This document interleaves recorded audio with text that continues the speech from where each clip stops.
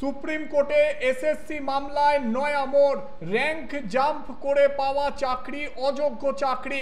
Rank jump চাকরি হারারা SSC নিয়োগ পরীক্ষায় বসার সুযোগ পাবে না, স্পষ্ট জানিয়ে দিল সুপ্রিম কোর্ট। বিচারপতি সঞ্জয় কুমারের বেঞ্চের নির্দেশে ফের ধাক্কা, আরও বিপাকে এসএসসি চাকরি হারারা। 26,000 চাকরি বাতিল মামলায় সুপ্রিম কোর্টের রায় পুনর্বিবেচনার আর্জি জানিয়েছে রাজ্য এবং স্কুল সার্ভিস কমিশন। শীর্ষ আদালতে পুনর্বিবেচনার আর্জি করেছে রাজ্য। রায় ঘোষণার 1 মাসের মাথায় পুনর্বিবেচনার আবেদন করল এসএসসি।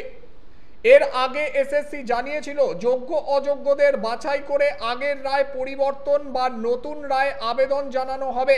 সেই মতো তারা আবেদন করেছে। নিয়োগ প্রক্রিয়ায় দুর্নীতি এবং একাধিক অনিয়মের অভিযোগে গত 3রা এপ্রিল এসএসসির 26,000 চাকরি বাতিল করে দিয়েছিল সুপ্রিম কোর্ট।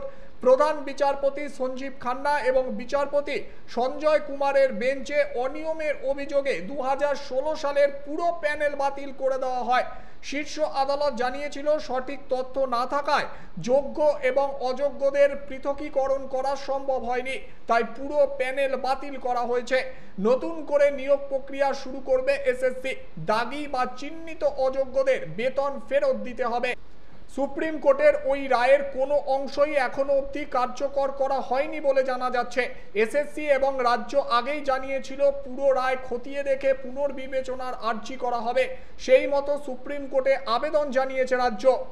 আর সেই পুনর্বিবেচনার আবেদন করার পর আরও বড় খবর, এসএসসিতে এবার যারা র্যাঙ্ক জাম্প করে চাকরি পেয়েছিলেন তারা আর এসএসসিতে বসতে পারবেন না, এমনটাই জানিয়ে দিল সুপ্রিম কোর্ট।